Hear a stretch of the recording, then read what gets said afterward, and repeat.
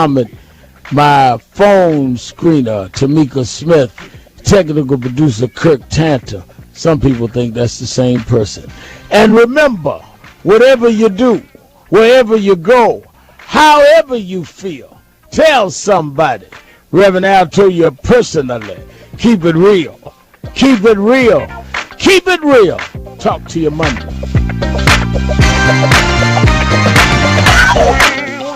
Keep it real. Keep it real. Keep it real. The views and opinions expressed on this broadcast are not necessarily those of either WGCV 620 AM, its staff or management, or our parent company, Glory Communications Incorporated. South Carolina.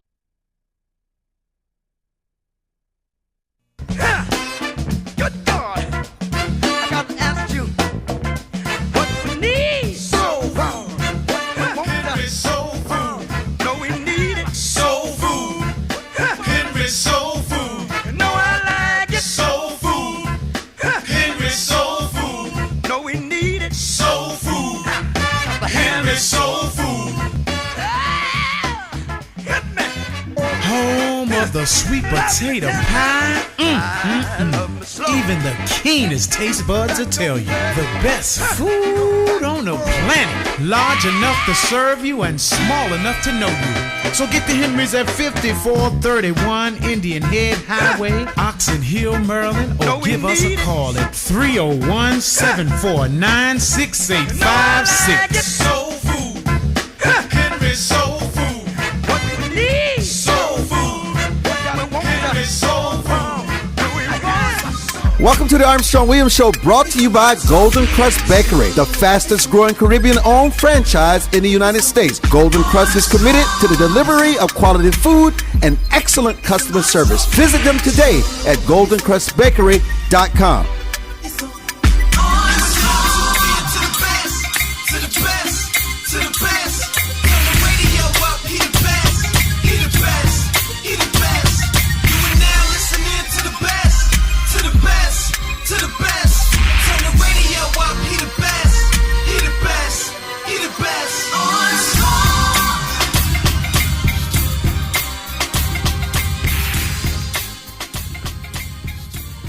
Hello, everybody, and welcome to the Armstrong Williams Show. Thank you so much for joining us. Patricia Guadalupe.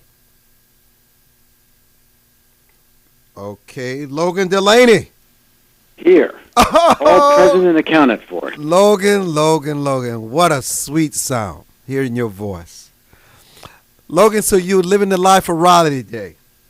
I certainly was. And how does one live the life of Riley? Well, you get on a boat and you cruise down to Boca Raton and you play some golf and then you cruise home. That's how you live the life of Riley. What should we do about North Korea, Logan? Boy, that's a tough question. I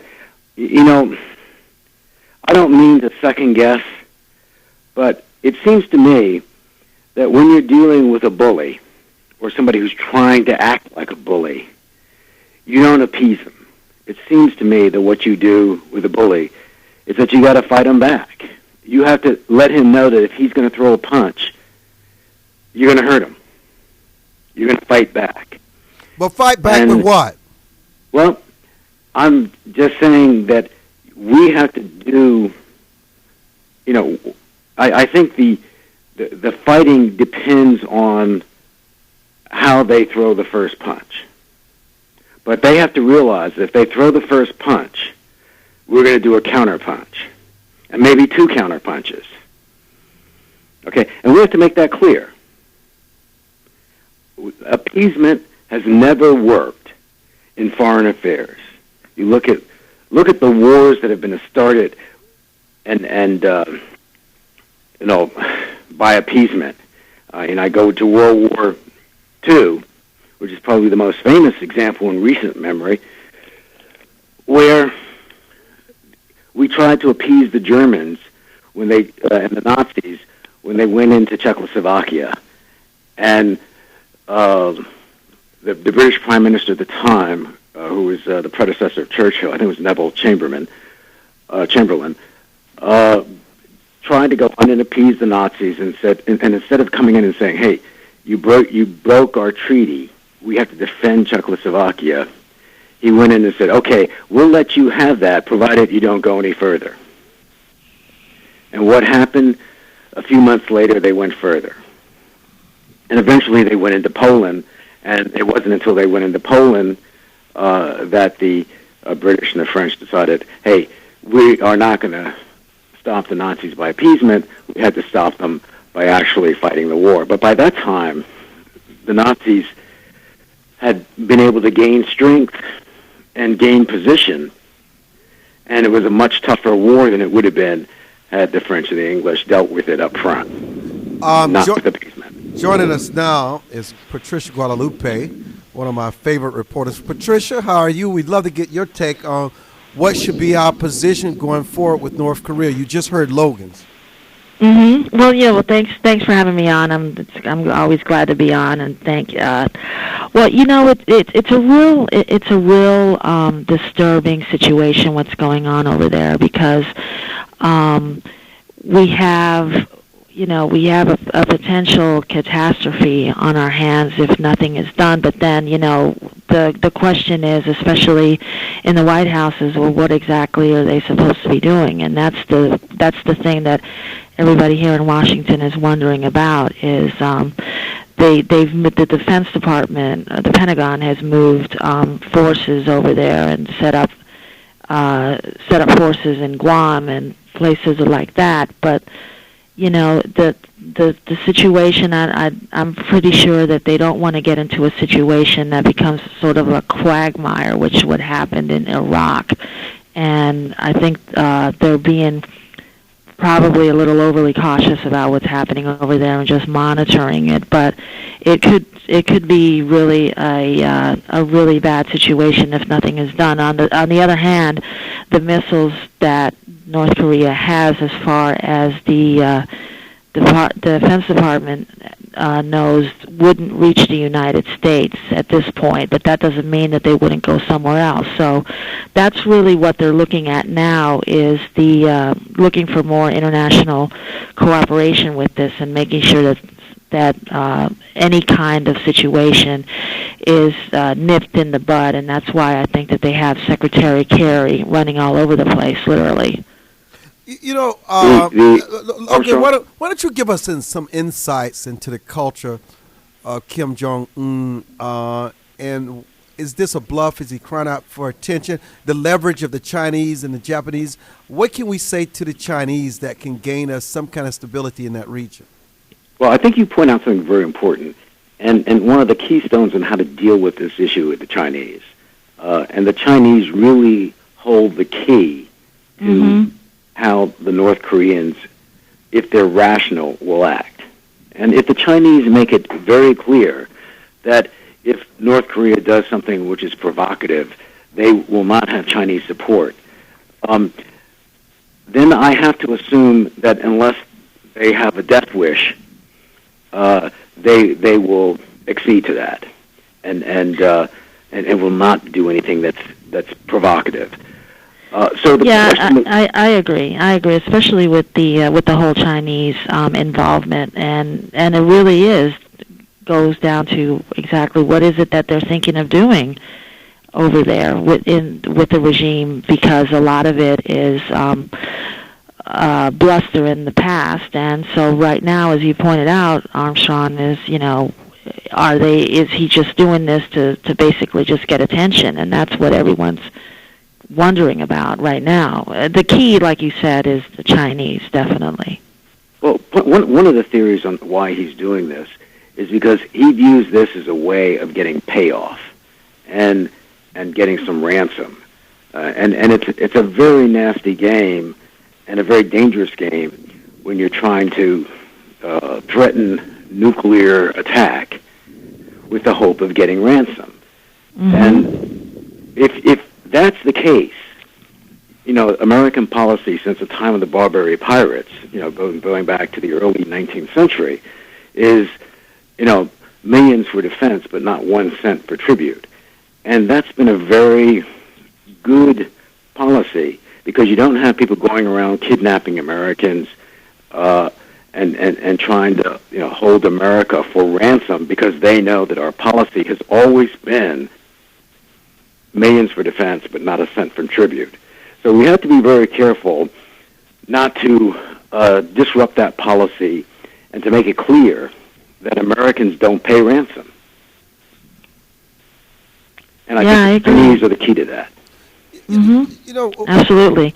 And if you look at the way that the two countries, and by that I mean North and South Korea, have been operating in the past decades or so, you have South Korea very open, very welcoming, has everything out in the open, and you have North Korea closed up, not just literally, but figuratively. I mean, you have people that are set up bunkers. They have a different mentality that they think that, if they're going to be under attack, then they're prepared. And that's a scary situation for what may happen in South Korea because they're right there, and they're living under a completely different mindset than what has been going on in North Korea as far as that's concerned. Do you feel South Korea is threatened? I think they're clearly threatened. Mm-hmm. And, both explicitly and implicitly. There's no way that if North Korea does anything, that South Korea is going to come out unscathed. Okay, so the question that the South Koreans have to ask is, it's not how are we going to get hurt in this, it's going to be how do we minimize the damage that the North Koreans can inflict on us. Absolutely, and remember, we already have U.S. troops there. They've been there since the Korean conflict, and they're already on high alert. They've always been like that, and right now, everyone's sort of holding their breath on what may or may not happen. I want to switch to another topic close at home, and I want to sort of tease it before we go to break. Logan, will we have immigration reform? And if we do, what would it look like, or what should it look like? Well, I think everybody wants immigration reform. The question is, what will it look like? And I think from the Republican point of view, the sine qua non of reform is a secure border. And I don't think people are in theory against a secure border, but there is a definition as to what a secure border is and what it means. So I think that issue has to be addressed, and that's a tough issue. We're going to come back to securing this with the border fist. We'll be back. Patricia Guadalupe, Logan Delany. I'm Armstrong Williams. Say bye-bye burgers, pass on the pizza, forget the francs. Anytime is party time. Discover Golden Crust's authentic Jamaican-style patties. Beef, chicken, vegetables, soya, spinach, and shrimp. Feast on our great taste sensations. Jerk chicken, oxtail, sliced fish, and much more. Savor the taste of the Caribbean. Only at a Golden Crust near you. A family tradition since 1949. GoldenCrustBakery.com. For more information on the Armstrong Williams Show, please visit our new website at www.rightsidewire.com. There you can find his syndicated column archive, view live streams, and get your favorite conservative pundits' views on the current issues affecting the American people. From building wealth to foreign policy, stay connected with Armstrong Williams and his colleagues at the all-new www.rightsidewire.com.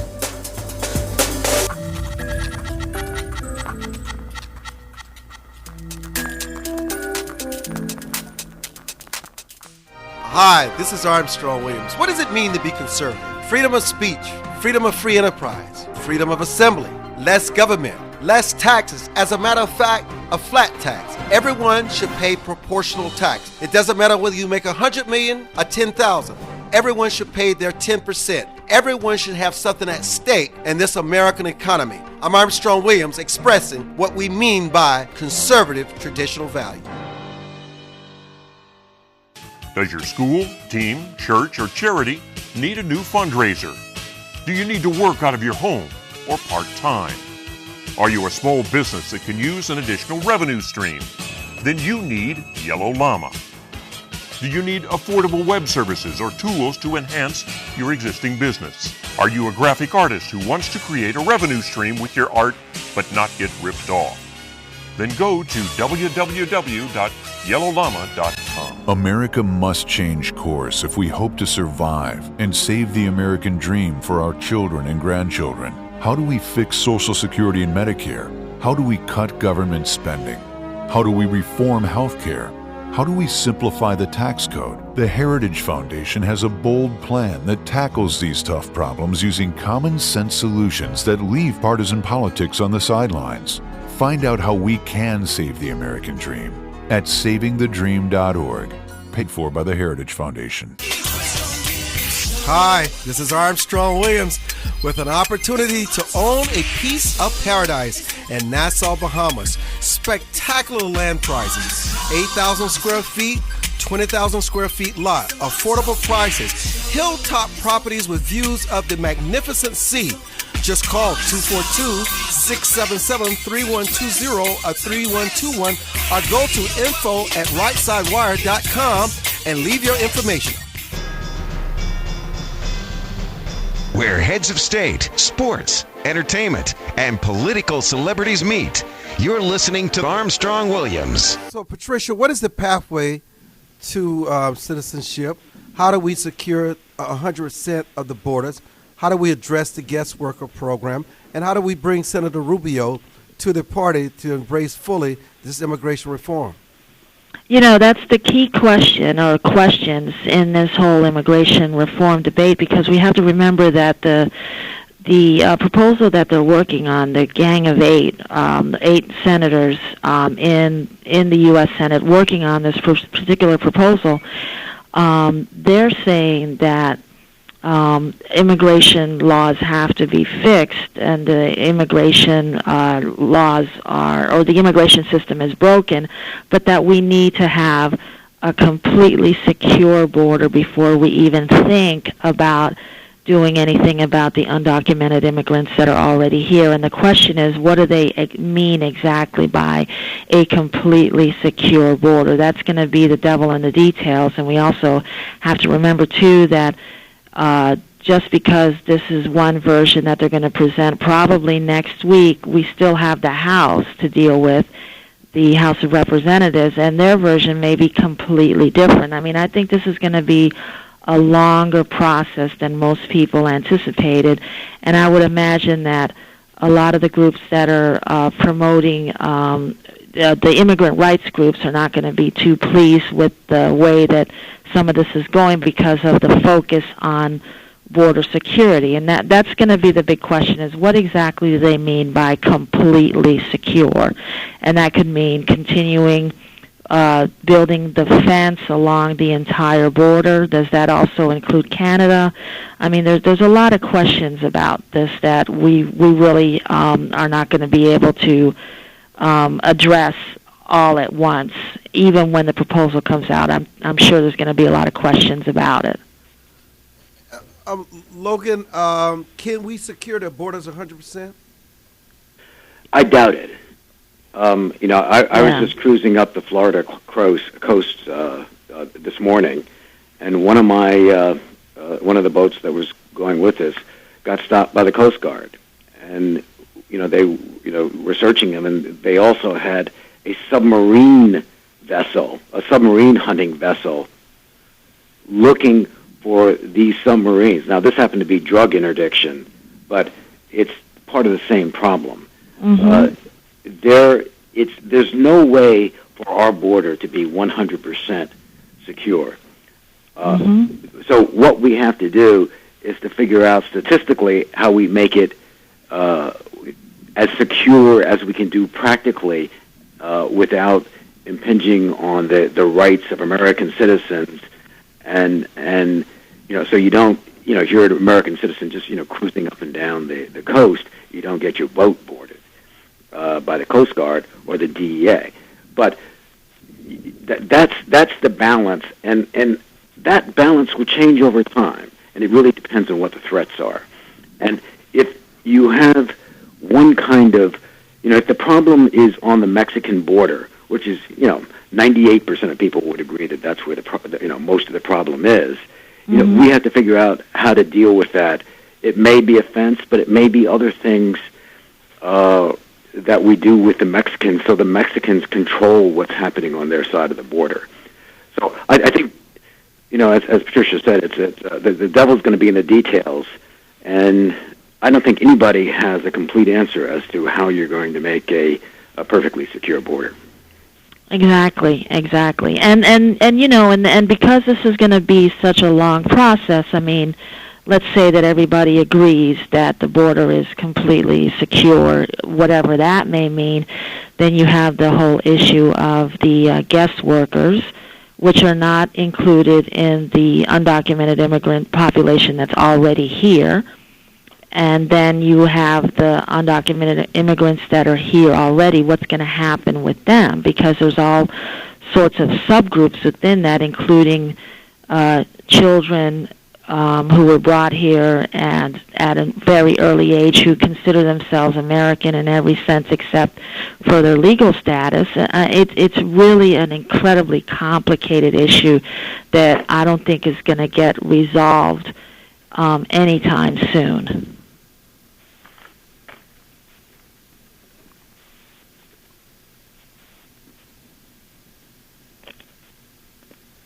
I was just thinking, Logan, with the guest workers program, do you think we've gone as far as we can with the guest workers program? Armstrong, I think the guest workers program is something whose time has come. It's been here functionally for decades. And the question is, how do we legalize and formalize a guest worker program so that people think it's fair?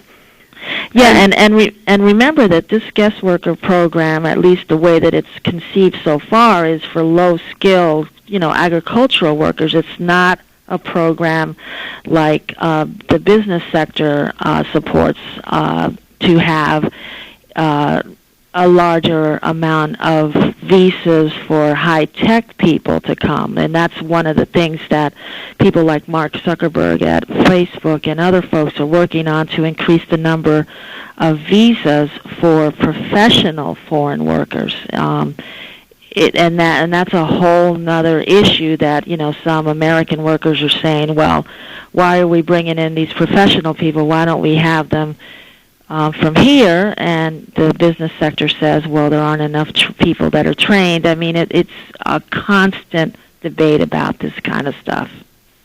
And by the way, quite a legitimate debate, because, we don't have enough trained Americans. Right, and absolutely. There's another aspect to it, which is, don't we want the best and the brightest to come to America? I mean, if I were the emperor of America, the people I'd want to come here would be the... Absolutely. But what are you defining as the best and the brightest?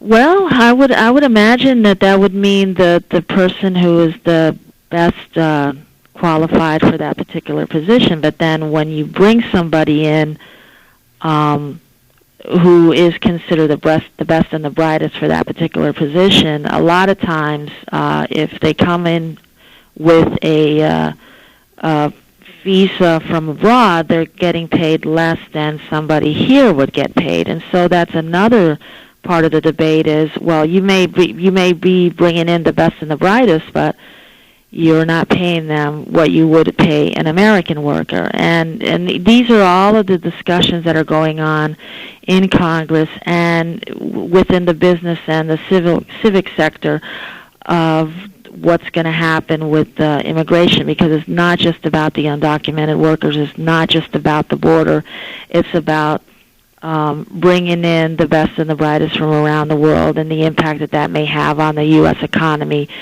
and the role that the United States plays in the global economy. I'm back, by the way. I got cut off. I'm sorry. We wouldn't have known had you not said anything. They thought you were still listening. Go ahead, Patricia. No, I was just saying that that this discussion about immigration is a much bigger picture. It's not just about what do you do with the dreamers, these children that have been here since they're very, very young. What do you do with the immigrants that are here already? But it's also about the role that the United States is playing in the global economy, and whether that means if we're going to increase the visas to bring in people from around the world, what impact that's going to have on American workers. I mean, these kinds of discussions are going on right now in Congress and outside in the business world. And that's why I think that the whole immigration reform debate is going to be much longer and much more complicated than a lot of people are really realizing at this point. You know, the problem I have, the problem I have with this is that you never really hear the voices of those that are being impacted most. You hear the lawyers, you hear elected officials, but does anyone ever talk to these people? Because listen, I don't think people just want to fleece the system. I think they're in a no-win situation. A lot of jobs have been lost. They're returning home because they need to make a way of life. Why is it, Logan, that we never talk about that perspective? Now, I'm sorry. Are you talking about the people most impacted being Americans, or the foreign, the illegals? The illegals. Because the illegals don't have standing in this society, and rightly so. I mean, citizens have standing, and we have a culture, we have a system of laws, and the people who matter are the people who vote.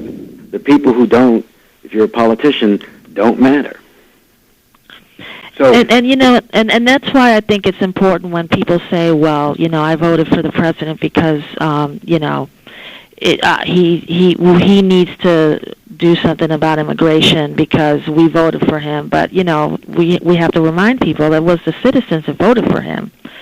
So they're the ones that have a voice in this whole thing, and the people who are here illegally are not part of that equation as far as the politics of it are concerned. Not only are they not here, look, the problem with the people that are illegal is the word illegal, okay? And the fact is they've broken the law to come here. They've broken the law that the American people, through its Congress, through its courts, have set up as to what the law is. And it's really kind of hard to be very sympathetic to somebody that's broken the law, even though they may have very good reasons for wanting to come here. They're here illegally. They've done it. They get online, get their visa. Patricia, let me thank Logan. Let me thank Patricia. Thank you so much for joining us, Patricia. Thank you. My pleasure. We'll see you next time. Coming up, Mark Green. We're going to talk about our ass. Don't go away. For more information on the Armstrong-Williams Show, please visit our new website at www.rightsidewire.com. There you can find his syndicated column archive, view live streams, and get your favorite conservative pundits' views on the current issues affecting the American people. From building wealth to foreign policy, stay connected with Armstrong Williams and his colleagues at the all-new www.rightsidewire.com. Life is full of unexpected changes. Everyone has potential to do wrong. And when they choose to do it, contact the Bucksell Group for your private investigation needs. TheBucksellGroup.com or by phone at 202-243-9746. Whether there's an instance of a cheating spouse, child custody, process service, or security, don't continue suspecting. Get closure so that you can move on with your life. Visit TheBucksellGroup.com now or call 202-243-9746. If you think it's happening, it probably is. To travelers along the road of life who have fallen asleep at the wheel, to the many who woke up in time to avert disaster and get back on the righteous path. For the ones who crashed and survived and now adhere vigilantly to a virtuous and righteous path. Finally, Armstrong Williams' much-anticipated new book, Reawakening Virtues, gives his insights into these daily challenges and much more. Reawakening Virtues is available in bookstores and at Amazon.com. Join the millions of Americans who pursue one of our country's finest traditions, from hunting to sport shooting.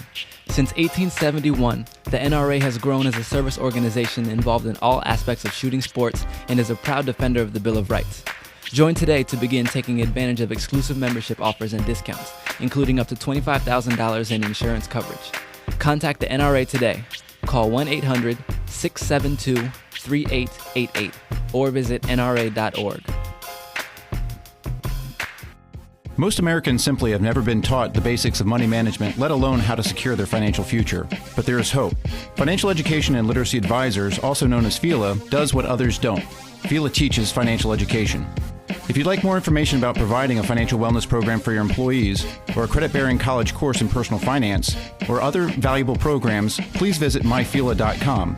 That's myfela.com, or send an email to info@myfela.com. Elder Chicks is an exciting part of the fastest growing segment of the population. Women in their 70s, 80s, and older who are mastering the art of a senior life. We're no longer unseen and unheard. We're providing role models for each other and the baby boomers who are fast approaching retirement. Join our virtual community. Hit www.elderchicks.com on your computer keyboard.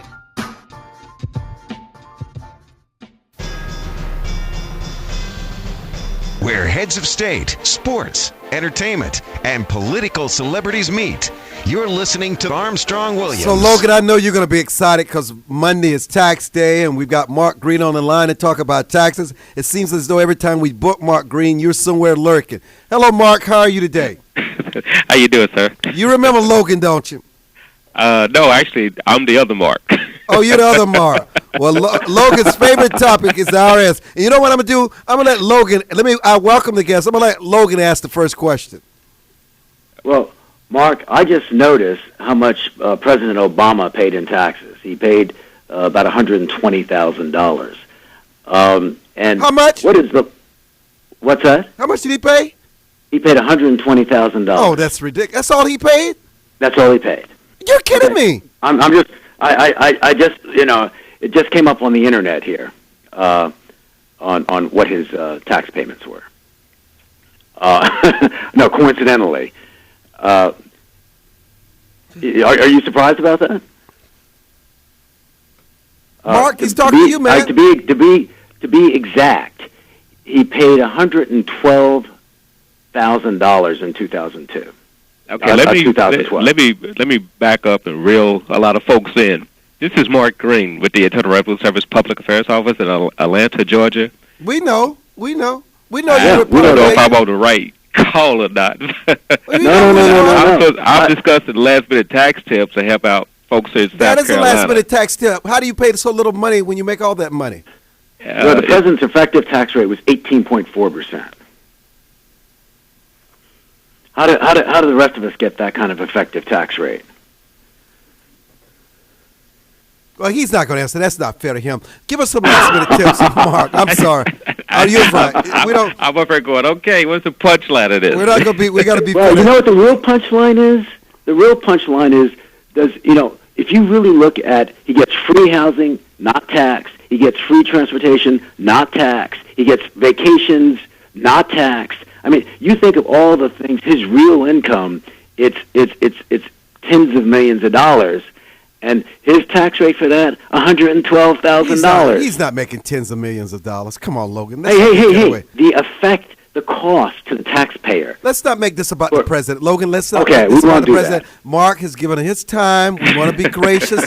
We want him to come back. Didn't I tell you? What did I try to warn you, Mark? So, Mark, give us some last-minute tips because with the I'm surprised Mark doesn't remember me. I gave him grief the last time. Anyway, that's okay. You got the wrong Mark. Yes, the wrong Mark. With the lateness of the fiscal clearing, the sequestration, tell us what is different this time about the tax season, because I don't even know what my accountants are doing. Go ahead, Mark. Give us some tips. Let me jump in here a little bit. And I'm Mark Green, once again, with the Internal Revenue Service out of Atlanta, Georgia, and I'm here to give some last-minute tax tips for South Carolinians. And the good news is that most South Carolinians have actually filed their returns. we are looking at 1.6 million. We had estimated that 2.1 million will be filing in South Carolina, 1.8 for the whole year electronically. We're at 1.6, so that's awesome. This is what the 12th, April the 12th, and tax season is 3 days away. So taxpayers in South Carolina have stepped up to the plate, have filed electronically. This is something that they can trust. It's fast, it's safe, it's accurate. The most important thing is that at this point in the ball game, it's better to file electronically versus filing a paper return because, of course, with paper returns, you're subject to errors.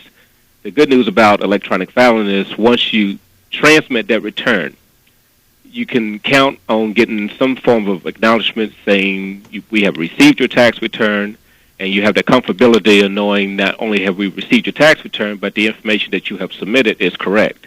If there are errors on there, we will send it back to you. That will give you the opportunity to correct those errors and send it back. Versus a paper return, you have to wait 4 to 6 weeks for that paper return to get back. And, of course, that could be costly as well as just time-consuming. So if you do make an error on your electronic return and you submit it, and you find out about it on April 16th. You won't find out about it on April 16th. If you were to file the return, for example, now, as we speak, and taxpayers are doing this as we speak, when you hit send, it would automatically go through a checklist, and it would compute whether or not the information that you supplied, that you placed on the data system, the software system, is correct or not. And, a really quick example of this is most taxpayers can file for free, and we encourage those individuals to file for free. Is that you're sitting at your home, you putting all the information in on your W-2s, and let's say, for example, you put in an incorrect figure from your wages. Well, it automatically will not transmit because when it starts to run its computations, it will see that this information does not agree with what you have or what you should have had on your W-2. So that's a very good safety measure versus if you were to do it with the paper version manually. Of course, we can always make mistakes. We transpose Social Security numbers. We leave off the identification numbers. Probably the biggest mistake that I've seen over the last 28 years, believe it or not, every year I see is individuals that go through the tax return, they put in all the information, they double-check, recheck, make sure the figures are correct, and they forget to sign the return. Oh, no. Yeah, so I strongly encourage individuals, if you're married and there was only one income, we still need both signatures. And I'm saying that a little slowly because I want people to understand. We still need both signatures. Even though he or she didn't work, we still need both signatures if it's a joint return. And, the most important thing at this juncture, folks, I have to tell you, if you are going to use a paper, file a paper return, just make sure you sign it before you send it in. At least by sending it in with a signed return, even though the figures may be incorrect, I should say, at least we will have the tax return in our hand, and that will prevent any penalties and interest from accruing. Mark, let me ask you a question that my son asked me. And that is, he filed his tax return a couple of days ago, and then he said, oh, no, I forgot to make my IRA payment. Do you have any recourse at that point? Well, he still got time. He can always file an amended return. So that's not a problem per se. Go ahead and let the return go through its process. I'm assuming he did this electronically?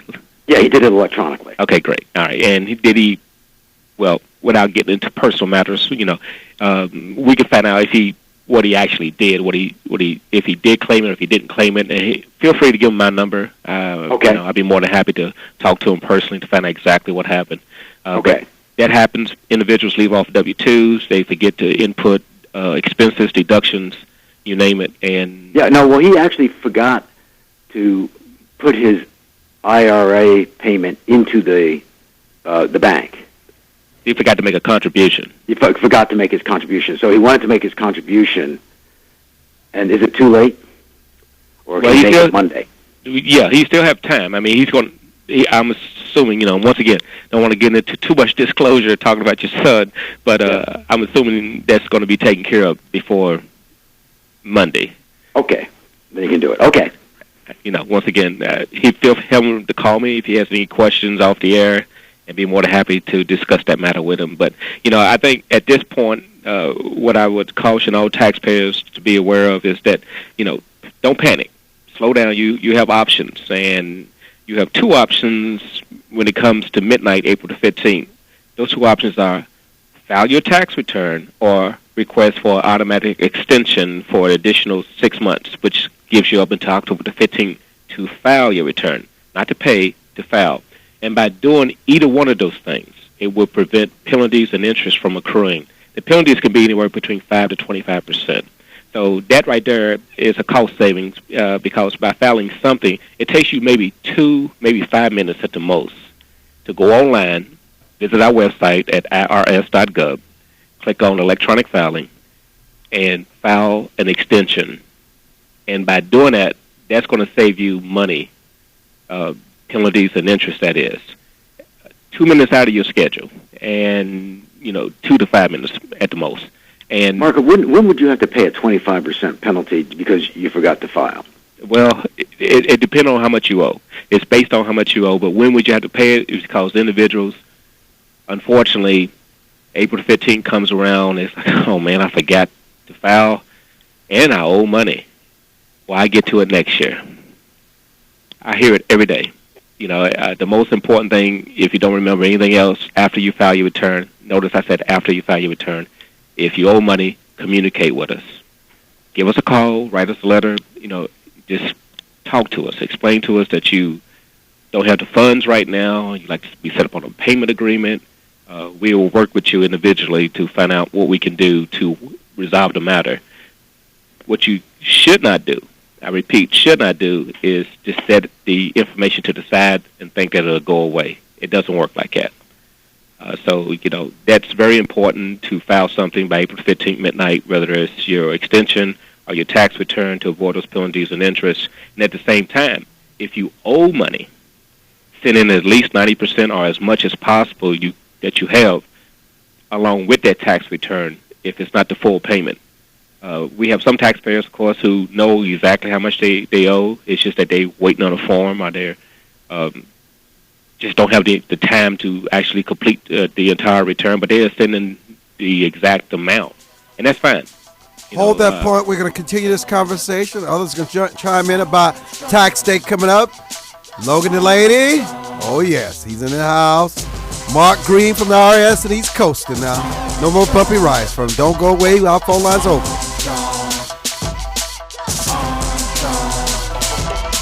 Say bye-bye burgers, pass on the pizza, forget the francs. Anytime is party time. Discover Golden Cross's authentic Jamaican-style patties. Beef, chicken, vegetables, soya, spinach, and shrimp. Feast on our great taste sensations. Jerk chicken, oxtail, sliced fish, and much more. Savor the taste of the Caribbean. Only at a Golden Cross near you. A family tradition since 1949. GoldenCrossBakery.com.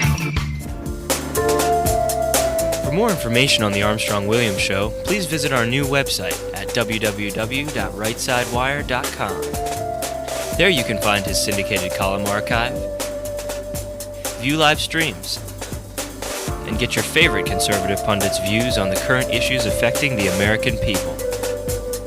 From building wealth to foreign policy, stay connected with Armstrong Williams and his colleagues at the all-new www.rightsidewire.com.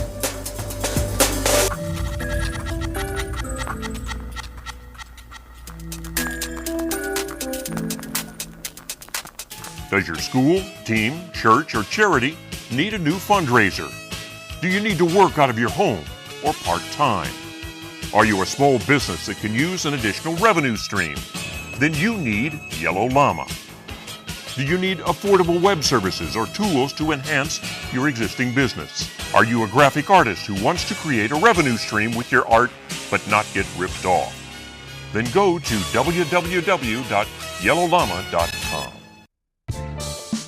Anderson Brothers Bank, a family-owned and operated establishment that blends traditional personal service, local market awareness, and advanced technology to meet the financial needs of its customers. Visit abbank.com or call 843-464-6271 to see how they can assist you with your banking needs. Anderson Brothers Bank, celebrating 75 years of community banking, the way it should be. Stability right in your backyard since 1933. America must change course if we hope to survive and save the American dream for our children and grandchildren. How do we fix Social Security and Medicare? How do we cut government spending? How do we reform health care? How do we simplify the tax code? The Heritage Foundation has a bold plan that tackles these tough problems using common sense solutions that leave partisan politics on the sidelines. Find out how we can save the American dream at savingthedream.org, paid for by the Heritage Foundation. Join the millions of Americans who pursue one of our country's finest traditions, from hunting to sport shooting. Since 1871, the NRA has grown as a service organization involved in all aspects of shooting sports and is a proud defender of the Bill of Rights. Join today to begin taking advantage of exclusive membership offers and discounts, including up to $25,000 in insurance coverage. Contact the NRA today. Call 1-800-672-3888 or visit nra.org. Where heads of state, sports, entertainment, and political celebrities meet. You're listening to Armstrong Williams. Jeff Stoddard is on the line, and Jeff, we have our tax guy, Mark Green. What questions do you have as we prepare for tax day on Monday? I'm sorry, say again? Are you listening to us, brother? I am. I didn't get the whole question. Sorry, Armstrong. What was the question We about have relating to taxes? Mark Green is on from the IRS, and he's taking all the tax questions about last-minute things we need to do before tax day on Monday, and I was curious what you wanted to ask him. You know, already what he said has been actually really helpful. I don't know that I'm sure I would benefit from a lot of things, but actually what he went over was very helpful. You know, why is it that people are so intimidated by the IRS? Well, that's addressed to me. Go ahead. Yes, of course. Oh, I'm sorry. There's many reasons, and of course, I can't get into some of the deep thoughts that individuals have. The authority figure has been around and it's in every aspect, every industry. Whether it's management, whether it's the personality on the radio station, or whether it's just someone, a principal in high school. But I think for the most part, what you'll find is most individuals do take advantage of the Voluntary Tax Compliance Act, and they do look for services that we can employ and give them. And when we can offer them free services, I think more than anything, it's a blessing for me personally, because what I do every year for the last 28 years is on my own time. I go out to rural areas where it's difficult for taxpayers to get the assistance and the teaching that they need in order to complete or file their tax return. That by itself, giving that back to taxpayers and just to individuals, period, is a blessing, because it allows me to see what goes on outside of these walls that I'm in, and at the same time help those individuals who can't afford the assistance that they need. So, that by itself has broken down the barriers, so to speak. If I can, let me move into something that I think, that people need to be aware of in South Carolina as well. There's about 10,800 South Carolina taxpayers who haven't filed a 2009 tax return. That's worth $9 million in unclaimed refunds. And these are individuals who generally had a part-time job, who had income with withholding, whether they're senior citizens from the retirement plan, or whether it's a student who had a part-time job, or whether it's a self-employed individual who made estimated taxes. Any one of those individuals who had withholdings in that year, 2009, you're subject to lose that money if you don't file a tax return by Monday, April the 15th, midnight.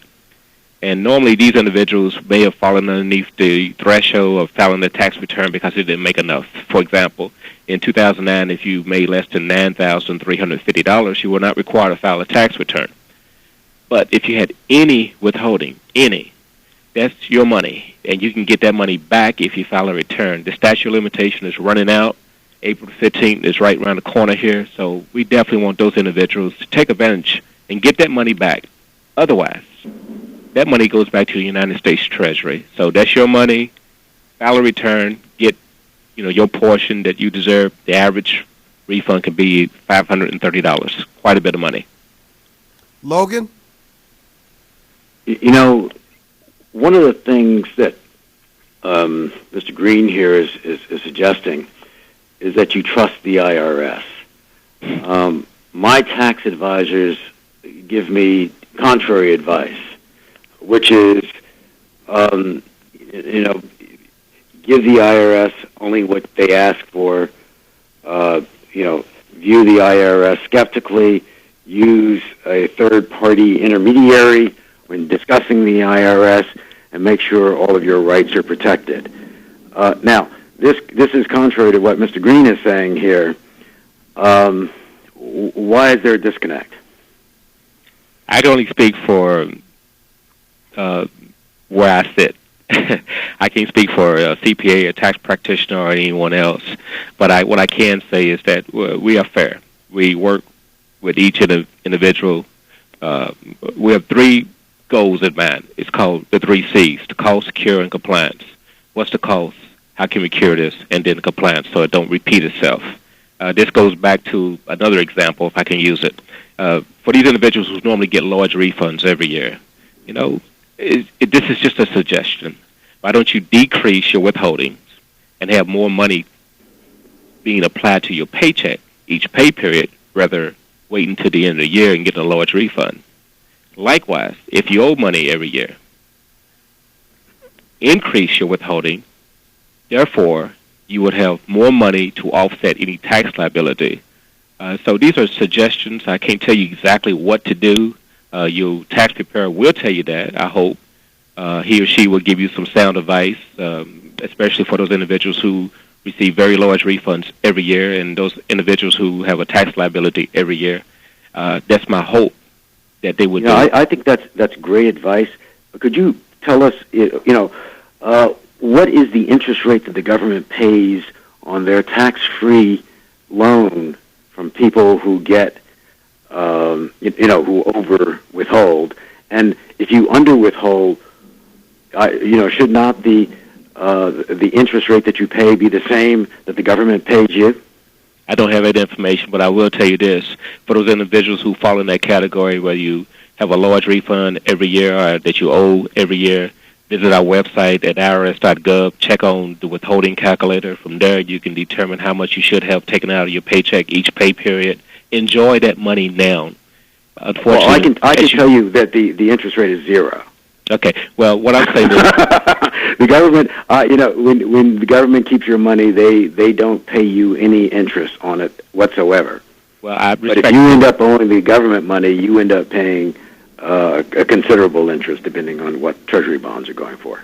Well, I think we both are in agreement to some degree. What we both are saying is that you should encourage individuals, or better yet, enjoy the money that you receive on your paycheck each pay period versus waiting and having that money sitting there all year and getting it back in a large form of a refund.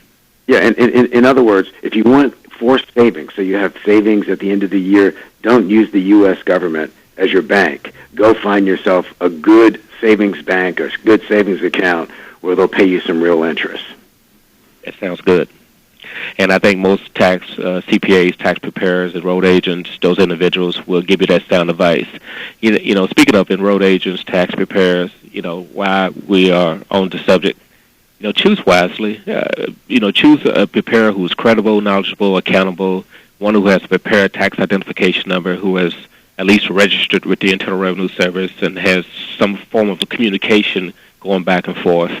Unfortunately, we have seen a number of individuals who don't choose wisely, and that could. One of the things that I've noticed over the last 10 years is that there's been a proliferation of commercial tax programs that you pay, somewhere between $5 and a couple $100 for, and they prepare your taxes either online or through a program.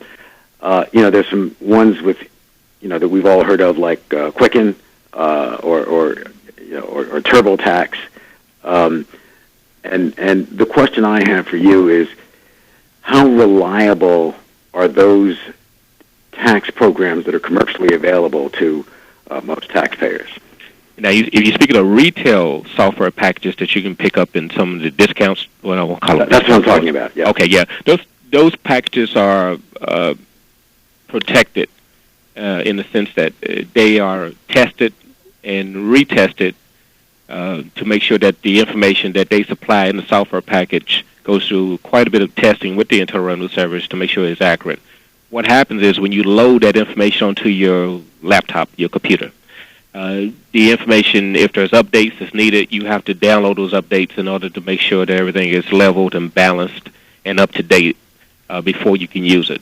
So we haven't had any complaints with that. What we have had is complaints with the actual preparers who may forget to upload the updated information in order to complete the tax return. And a lot of that happens sometimes when individuals stockpile returns. They get X amount of clients in at the first of the tax season, stockpile all the returns, and then we send out a updated version of something, of a new tax law, or something that's going to fix a glitch in the system, so to speak. Then that's where the problem comes in. To answer your question, there's no problem. Is that an argument for filing later rather than earlier in the season? That's a good question. Is there an argument for it? Let's put it like this. For South Carolina, I think we have established that most South Carolinians have, stepped up to the plate and filed their returns on time. You're going to have a mindset of individuals who's going to wait no matter what. I mean, we have a group here in Atlanta of accountants. They have a midnight party. That's what they call it. And what they do is they file their taxes on April the 15th after 7 o'clock. And, it's a party. Hopefully they're not intoxicated when they're doing it, but that's just, a yearly thing that they look forward to. And we're looking at hundreds and hundreds of people. Hopefully they don't have hundreds and hundreds of their clients' tax returns. But on the other hand, you got that mindset. You have just the normal folks who just, fall in the category of not having the data or information or tax information in order to complete their return. So a number of cases. Well, listen, I got to thank you all so much. Jeff, you're just listening, right? I'm just listening. It's great information. Very, very helpful, actually, I believe. Well, thank you. And thank you, Logan. Thank you, Mark Green, for joining us. And I wish you all a wonderful weekend. Take care. Thank you, sir. Armstrong Williams on the right side. For more information on the Armstrong Williams Show, please visit our new